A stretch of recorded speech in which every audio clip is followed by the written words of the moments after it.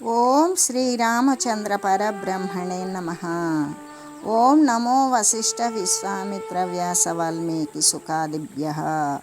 ఓం శుక్లాం భరధరం విష్ణుం శశివర్ణం చతుర్భుజం ప్రసన్నవదనం ధ్యాయేత్ సర్వ విఘ్నోపశాంతయే. ఓం నమో బ్రహ్మాదిభ్యో బ్రహ్మ విద్యా సంప్రదాయ కర్తృభ్యో వంశ ఋషుభ్యో మహద్భ్యో నమో గురుభ్యః.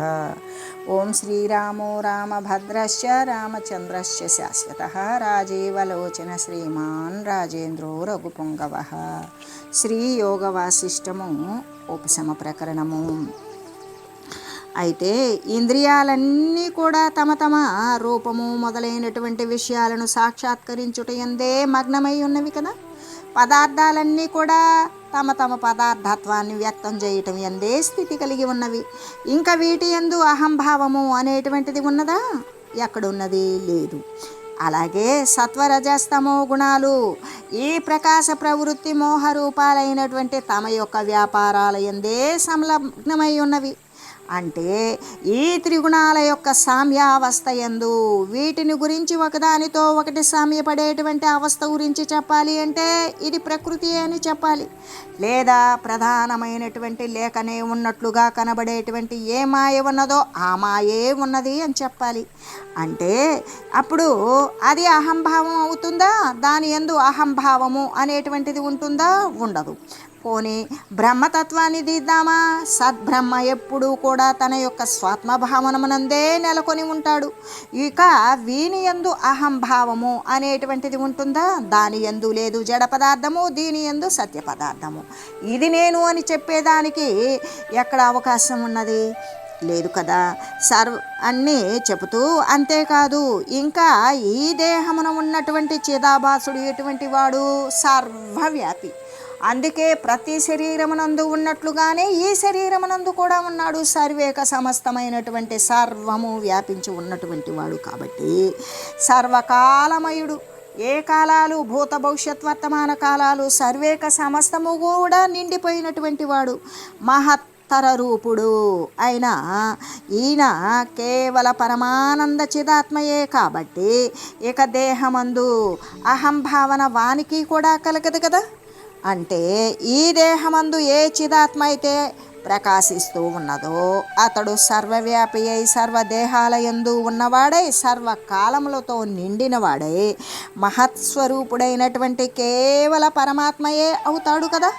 దాని యందు ఇక అహంభావము అనేటువంటిది కలుగుతుందా? కలగదు. ఈ విధంగా ఉండగా ఈ దేహమున అహంభావము కలిగినటువంటి వాడు, అహంభావము అంటే ఇది నేను అని చెప్పడానికి సాధ్యమయ్యేటువంటి వాడు ఏదైనా ఉండాడా? చిత్తమా? కాదు. దేహమా? కాదు. దేహేంద్రియాలా? కాదు. మరి ఏ సర్వాత్మస్వరూపమైనటువంటి ఏ పదార్థం అయితే ఉన్నదో అదే నేను. కానీ ఈ దేహేంద్రియ ప్రకృతి మాయతో సంబంధమైన దృశ్యమాన వస్తువు ఏది కూడా నేను కాదు అని చెబుతూ, అంటే ఈ దేహమున అహంభావం కలిగినటువంటి వాడు ఎవడైనా ఉన్నాడా? లేకపోయినా కూడా తాను కాకపోయినా కూడా ఈ దేహంతో ఇది నేను అనేటువంటి ఏ అజ్ఞాన ప్రవృత్తి అయితే ఉన్నదో అది వదిలేసుకున్నప్పుడు, విచారించి చూసినప్పుడు ఈ దేహమునందు ఏది తానై ఉన్నాడు?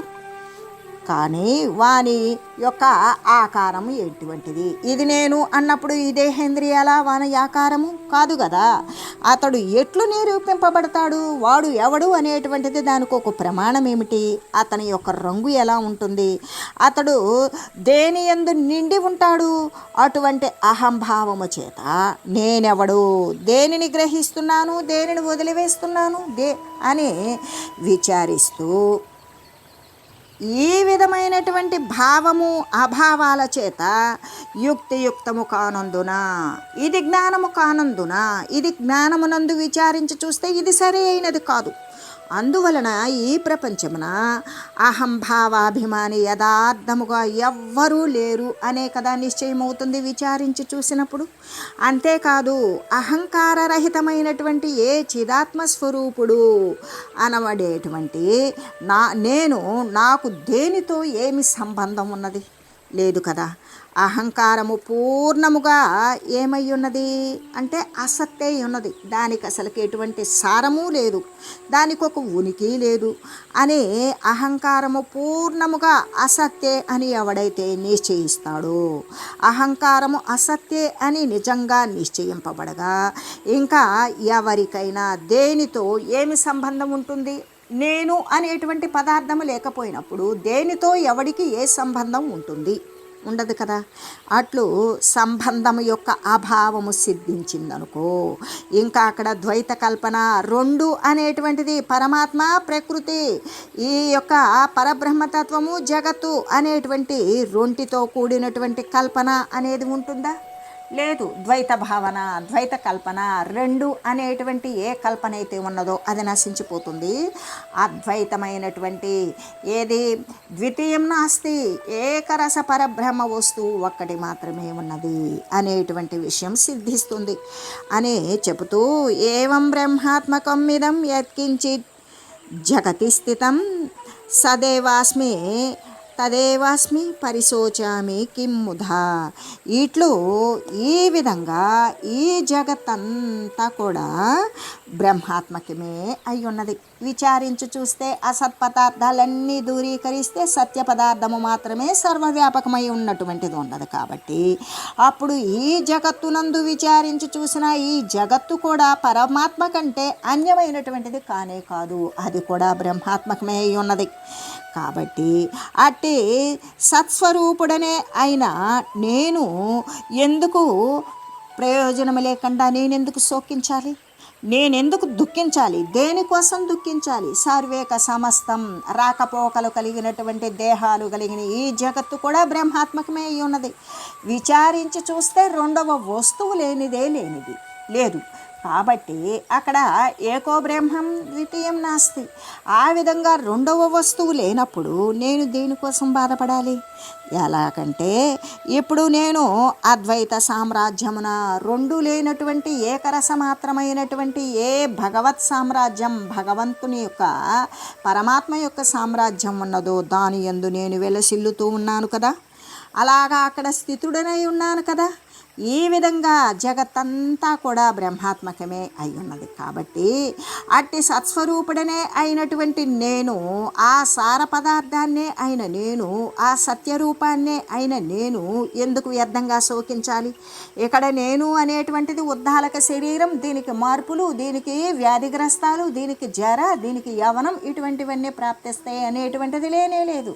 సర్వేక సమస్తము కూడా పరమాత్మ కంటే భిన్నమైన వస్తువు లేదు అని విచారించి చూస్తే నేనేమై ఉన్నాను అంటే జగత్తంతా బ్రహ్మాత్మకమే అయి ఉన్నప్పుడు, జగత్తును గురించి విచారించినప్పుడు ఈ యొక్క జగత్తులో భాగమే అయినటువంటి ఈ నా శరీరాంతర్గతంగా ఉన్నటువంటి ఈ శుద్ధ చైతన్య స్వరూపము కూడా సర్వవ్యాపకమైనదే కదా.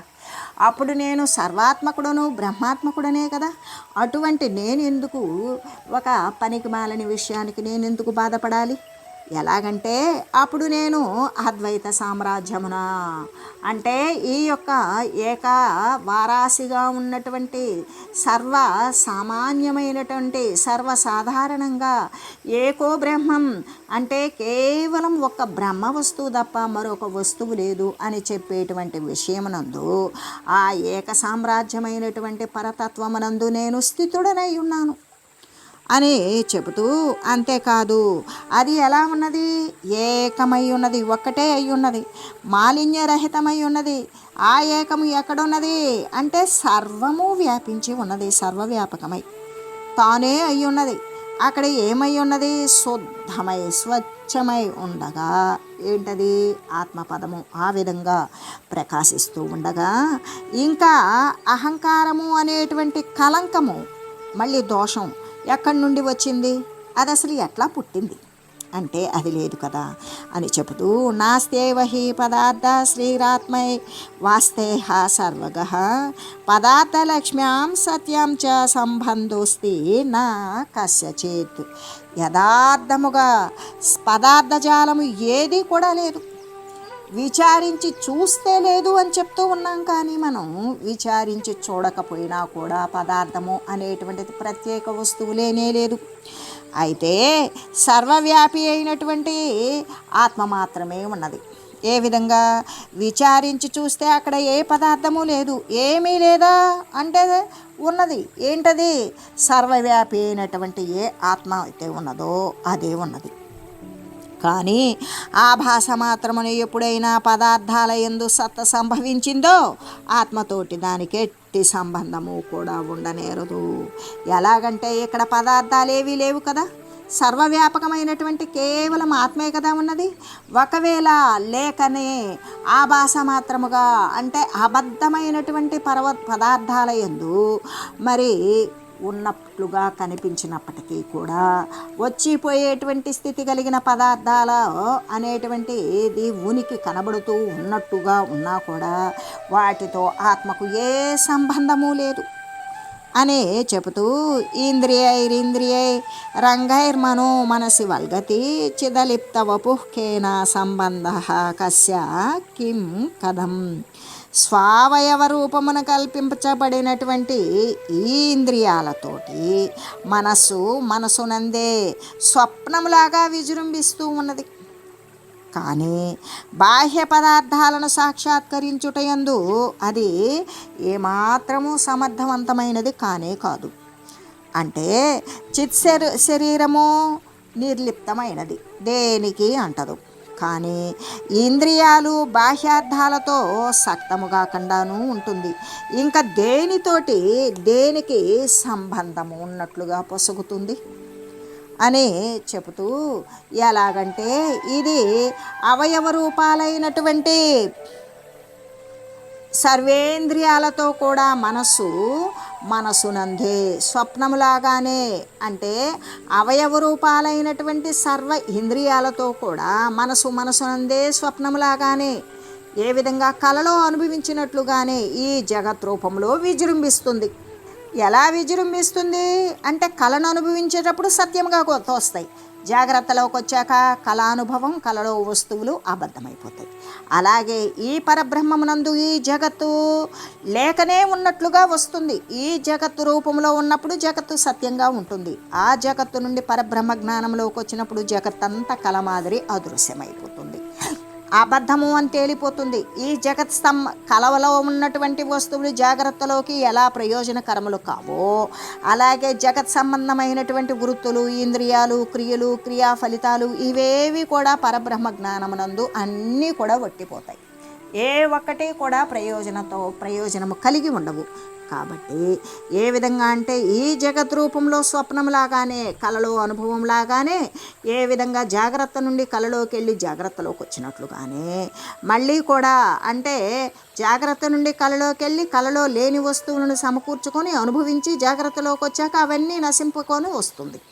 అదేవిధంగా ఈ పరమాత్మ యందు జగత్తు అనేటువంటిది లేకనే ఉన్నట్లుగా కనబడుతూ మళ్ళీ ఎప్పుడైతే జ్ఞానానంతరము, వానికి ప్రబోధానంతరము, వానికి ఈ యొక్క విచారము తర్వాత కలిగినటువంటి దానితో ఈ జగస్థితి అబద్ధముగా దోచి మళ్ళీ తన యొక్క నిజస్థానమైనటువంటి పరమాత్మ వస్తువుకే సత్యముగా స్థిరపడి ఉంటుంది.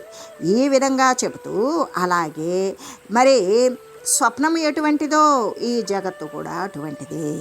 ఆ విధంగా స్వప్నం ఎంత స్పష్టంగా అనుభవించినా కూడా అది అబద్ధమే. అలాగే ఈ జగత్ రూపం కూడా అంత స్పష్టంగా విజృంభిస్తూ ఉంటుంది. అంటే ఈ చిదాత్మయందు ఈ జగత్తు ఆ విధంగా విజృంభించిన జగత్తు అనేటువంటిది ఎప్పటికీ అస్థిరమే. చిదాత్మ అనేటువంటిది దేనిని అంటనటువంటి రూపము కలిగి ఉన్నది, అంటే దేనికి అంటదు, అసంగత్వం కలిగి ఉంటుంది. అటువంటి దానితో దానికి దేనితో ఎట్లు ఏ విధమైనటువంటి సంబంధం ఉంటుంది?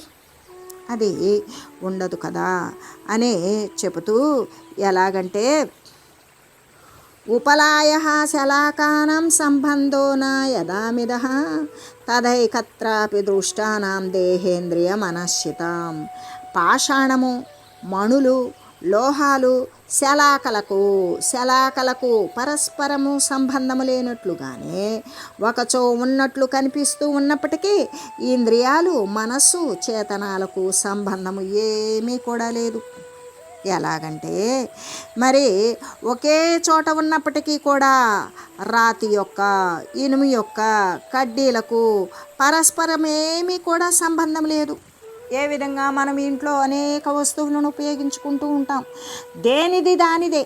అంతేకాని ఇప్పుడు రోలు లాంటి రాతి కానీ, మరి ఇనుప కడ్డీ కానీ, లేదు మణులతో కూడినటువంటి రాళ్ళు కానీ, లోహాలు కానీ, ఈ కడ్డీలు కానీ, వీటన్నింటికీ కూడా పరస్పరము ఒకదానితో ఒకదానికి సంబంధం ఉన్నదా? లేదు, దేనిది దానిది. అదేవిధంగా అవన్నీ ఒకే చోటు ఉన్నట్లు కనిపించినప్పటికీ కూడా ఈ దేహేంద్రియ మనంబులకు కూడా చిత్తునకు, ఆత్మకు ఏ సంబంధము లేదు. ఏ విధంగా? ఇప్పుడు పరమాత్మ వస్తువు కాదు, పరమాత్మ సర్వవ్యాపి. అయితే ఈ పరమాత్మ సర్వేక సమస్తమునందు కూడా అలరారి సర్వము నిండి సర్వమునందు ప్రకాశిస్తూ సర్వాన్ని ప్రకాశింపజేస్తుంది. అటువంటి పరమాత్మ ఏ విధంగా అంటే ఇప్పుడు ఇంట్లో గనక ఈ లోహాలు, మణులు, మరి రాళ్ళు, కడ్డీలు ఇటువంటివి ఎన్ని ఉన్నా దాని యొక్క ఉపయోగపడినప్పుడు మాత్రమే ఉపయోగించుకుంటూ అవన్నీ కూడా ఒకే చోట ఉన్న ఒకదానికొకటి సంబంధం లేనట్లుగానే అవన్నీ కూడా అంటే ఒకదానితో ఈ దేహేంద్రియాలు అంటే ఈ దేహము, ఈ ఇంద్రియ సంఘాతము, ఇంద్రియాలన్నీ కలిపితేనే కదా దేహము.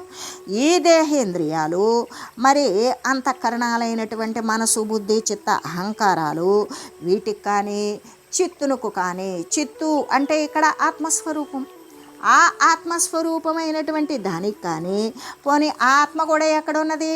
ఆ దేహాంతర్గతంగా ఉన్నటువంటి విశుద్ధ చైతన్యం యొక్క మరి దాని యొక్క సామీప్య సన్నిధి చేతనే ఈ దేహేంద్రియాలన్నీ కూడా, అంతరేంద్రియాలు కూడా మొత్తం చెలిస్తూ కదలికతో వాటి యొక్క క్రియారూపమైనటువంటి కార్యసత్తాన్ని కలిగి ఉన్నాయి. అంటే ఆత్మ ఎక్కడ ఉన్నది? సర్వవ్యాపి అన్నప్పుడు సర్వానికి అంటక ఉంటుంది కదా. అటువంటిది అంటే అంటకపోయినా దాని యొక్క సన్నిధి చేత సర్వేక సమస్తానికి కూడా చలనం అనేటువంటిది, చేతనం అనేటువంటిది కలుగుతుంది కదా. అవన్నీ కూడా దేహేంద్రియాలు, మనసు, చిత్తు అన్నీ ఒక చోటే ఉన్నా దానికి ఒకదానితో ఒకటికి సంబంధం ఉన్నదా? లేనే లేదు. దేహము, దేహేంద్రియాలు, మనసు అంటే ఈ యొక్క అంతఃకరణాలు ఏ విధంగా ఒకదానికొకటి అంటవో అలాగే చిత్తు ఏ ఆత్మస్వరూపమైతే ఉన్నదో ఇక్కడ ఆత్మ అనేటువంటిది సర్వసత్తాక ప్రతిపత్తి కలిగినటువంటి ఏది సర్వేక సమస్త జీవులు యందు కూడా చిచ్చక్తి స్వరూపములో దేనికి ఎంత అవసరమో అంత మాత్రం ఉంటూ సర్వము వ్యాపకమై, సర్వము తానే సర్వానికి ఆశ్రయమై, సర్వానికి కూడా మరి అదే మూలమై ఉన్నటువంటి ఆ పరమాత్మ తత్వం కదా. అప్పుడు అన్నీ ఒక చోటే ఉన్నట్లున్నా కూడా ఒకదానితో ఒకటికి సంబంధం ఉన్నదా? ఉండదు అని చెబుతూ అజ్ఞానము చేత ఈ అహంకారము అనేటువంటి మహాభ్రమ ఉదయించిందనుకో, ఆ ఉదయించడం ద్వారానే ఏమంటాము? ఇది నాది, ఇది వానిది అనేటువంటి ఈ వ్యవహారాల చేతనే జగత్తంతా కూడా భ్రాంతి పడుతుంది. అబద్ధమైనటువంటి వస్తువును, లేని వస్తువును ఉన్నట్లుగా, అసత్పదార్థాన్ని సత్పదార్థంగా భావించడమే కదా భ్రాంతి అనేది. అలాగే ఈ అజ్ఞానము చేత ఈ అహంకారము అనేటువంటి మహాభ్రమ పుడుతుంది. ఆ పుట్టిన భ్రమ ద్వారా ఇది నాదని, ఇది నీదని, ఇది వానిదని, ఇదని అదని అనేక వ్యవహారాలు చేత ఈ జగత్తంతా కూడా భ్రాంతి చెందుతుంది. ఆ భ్రాంతి ద్వారానే మళ్ళీ శరీరాల యొక్క రాకపోకలు అనేటువంటివి మరి పరిష్కరించుకోలేక కొనసాగించుకుంటూ ఉంటుంది. ఆ భ్రాంతియే హేతువు అని చెబుతూ, అయితే ఆత్మతత్వాన్ని గాంచలేదనుకో, విచారించకపోతే జ్ఞానం రాదు, జ్ఞానం లేకపోతే ఆత్మతత్వాన్ని చూడలేవు, ఆత్మతత్వాన్ని చూడకపోతే నువ్వేమవుతావు? అహంకారమే అయి ఉంటావు. ప్రతిదాన్ని కూడా భిన్న పరిచ్ఛిన్న వస్తువులలో చూస్తూ ప్రతిదీ కూడా ఇది నేను, ఇది నాది అనేటువంటి అహంకారము ఉత్పన్నమవుతుంది. ఆ అహంకారము యొక్క చమత్కృతి పుట్టుకొస్తుంది. అప్పుడు ఆత్మదర్శనము చేత అంటే ఒకవేళ ఆత్మదర్శనము అనేటువంటిది కనుక అయ్యిందనుకో, అప్పుడు ఎవరికి? ఈ అహంకారానికి. ఒకవేళ అని చెప్తూ అయ్యిందనుకో, ఆ అయినప్పుడు ఏమవుతుంది? ఎండకు కనుక మంచు కరిగిపోయినట్లుగానే అది కూడా అహంకారం నశించిపోతుంది. ఒకవేళ ఆత్మతత్వాన్ని గాంచలేదనుకో, అహంకార చమత్కృతి పుట్టుతుంది, భిన్నత్వము పరిచ్ఛిన్నత్వము ఏర్పాటు చేస్తుంది అని చెబుతూ, ఆత్మనో వ్యతిరేకేణ నకించిదపి విద్యతే సర్వం బ్రహ్మేతి మే ఆత్మ మే తత్వద్భావయామ్యహం. ఆత్మకు భిన్నముగా, ఆత్మ కంటే వేరేగా ఏదైనా ఉన్నదా? ఏమీ లేదు. అంతా ఏమై ఉన్నది? ఆ బ్రహ్మమే అయి ఉన్నది. మరి నాకు అనుభవ సిద్ధమవుతుంది కాబట్టి నేనట్టి బ్రహ్మాన్నే భావిస్తాను. అంతేకాని ఆత్మకు భిన్నముగా ఏదైనా ఉన్నదా? లేనే లేదు అని చెబుతూ, ఎలాగంటే ఆత్మ కంటే కూడా వేరుగా ఏ కించిత్తైనా ఒకంతైనా ఏమీ లేదు కదా. ఆ లేని కారణం చేత అంతా ఏమై ఉన్నది? బ్రహ్మమే, ఆత్మయే అయి ఉన్నది. ఇది నాకు అనుభవ సిద్ధమైనటువంటి విషయం. దేని ద్వారా? జ్ఞాన విచారం ద్వారా. కాబట్టి నేను ఆత్మతత్వాన్నే నేను అని భావిస్తూ ఉన్నాను అని చెబుతూ, అహంకార భ్రమస్యాస జాతస్యాకాశవర్ణవత్ అపునః స్మరణం మన్యే నూనం విస్మరణం వరం.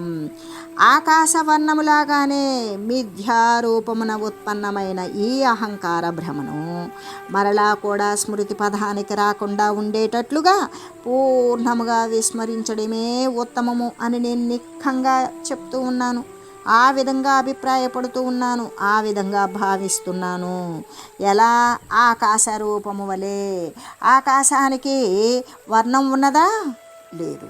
ఏమని చెప్తాం? ఆకాశం తెల్లగా ఉన్నదంటామా? నల్లగా ఉన్నదంటామా? నీలంగా ఉన్నదంటామా? ఊదా రంగులో ఉన్నదంటామా? ఏమంటాం? ఈ ఖాళీకి, ఖాళీ అంటే సుదూరంగా చూసి నీలాకాశం అని చెప్పడం కాదు. ఇక్కడ ఆకాశము అంటే సర్వేక సమస్తము ఆకాశము నిండి ఉన్నది. అందుకే ప్రతి చోట ఖాళీ ఉండబట్టే మిగతా 4 భూతాలైనటువంటి వాయువు, అగ్ని, జల, పృథ్వులు తత్సంబంధమైనటువంటి ఔషధులు జనించి భూతకోట్లు ప్రాణికోట్లు ఉత్పన్నమై ప్రపంచమైంది అని కదా చెప్పడం. ఆ చెప్పుకున్నప్పుడు ఇక్కడ ఆకాశము అనేటువంటిది సుదూరమైన నీలాకాశం కాదు. ఆకాశము అంటే మన శరీరానికి అంతర్గతంగా బాహ్యంగా కూడా చుట్టూ ఆవరించి ఉన్నది. ఏంటి అంటే ఒక ఆవగింజబట్టే అంత ఖాళీ అయినా కూడా ఆకాశమే. కాబట్టి ఈ ఆకాశము ఏ వర్ణములో ఉన్నది? ఏ రంగులో ఉన్నది అని చెప్తావు అంటే ఈ రంగులో ఉన్నది అని చెప్పలేం కదా. అయితే మరి కానీ దానికి కొంతమంది ఏ విధంగా మిథ్యారూపంలో అబద్ధమైనటువంటి భ్రమకల్పనలో ఆకాశము అనేటువంటిది నీలవర్ణంలో ఉంది అని చెప్తారు. ఎందుకు? సుదూరమైన నీల రంగు ఆకాశానికి ఎవరు పులిమారు? పులమడానికి అది సాధ్యమయ్యేదైనా? ఇక్కడ ఉన్నటువంటి ఆకాశానికి, సుదూరంగా ఉన్నటువంటి ఆకాశానికి ఏమైనా వ్యత్యాసం ఉన్నదా? ఆకాశము అంటే ఆకాశమే కదా. ఖాళీ అంటే ఖాళీయే. ఎక్కడ ఉన్నా మరి ఎక్కడో ఉన్నా కూడా ఖాళీయే. సర్వేక సమస్తము ఖాళీయే ఉన్నది. అటువంటి ఖాళీలోనే మనమంతా కూడా ఊనుకొని జీవితను కలిగి ఉన్నాం. అటువంటి ఆకాశానికి నీలవర్ణము అనేటువంటిది అబద్ధ రూపమే కదా, అది మిథ్యే కదా. ఆ నీలవర్ణాన్ని, నీల రంగుని ఎవరు పులిమారు? ఆకాశానికి ఎవరేసారు ఆ రంగుని? ఎవరు వేయలా. ఎందుకు అంటే అది అసలు రంగే లేదు కాబట్టి అని చెబుతూ, ఎలాగంటే అందుకే ఈ అహంకార భ్రమ కూడా మళ్ళా కూడా స్మృతి పదానికి రాకుండా ఉండేటట్లుగా పూర్ణంగా అంటే ఇక్కడ అహంకార భ్రమ అనేటువంటిది వాస్తవానికి లేదు. లేకపోయినా ఉన్నట్లుగా భావించుకొని లేని జగత్తును ఆపాదించుకున్నట్లుగానే జగత్తే లేనప్పుడు అహంకారం ఎక్కడ ఉంటుంది అని చెబుతూ ఇక్కడ మళ్ళీ కూడా ఈ అహంకార భ్రమను ఇది నేను ఇది నాది అనేటువంటి ఈ అబద్ధపు భ్రమ మళ్ళీ కూడా గుర్తుకు రాకుండా ఉండేటట్లుగా పూర్ణముగా మర్చిపోవడమే ఉత్తమము అని నేను అభిప్రాయపడుతూ ఉన్నాను అని ఉద్దాలకుడు చెప్తూ ఉన్నాడు. అంటే ఆకాశమందలి నీలవర్ణములాగానే మిథ్యారూపమున ఆకాశంలో నీలవర్ణమే లేదు, కానీ కనబడటం దాని స్వాభావికం. నీలంగా కనబట్టలేదా అంటే కనబడుతోంది, కానీ ఆకాశం అంటే ఎక్కడో దూరంగా చూడబడేటువంటిదేనా ఆకాశం అంటే కాదు. కానీ మనం ఎక్కడ చూస్తాం ఆకాశం అంటే ఎక్కడో సుదూరంగా చాలా దూరంలో చూస్తాం, అక్కడ నీలాకాశం కనపడుతుంది. అయితే ఈ నీలవర్ణము అనేటువంటిది అబద్ధమే కదా, ఇది అందరికీ అనుభవ సిద్ధమైనటువంటి విషయమే.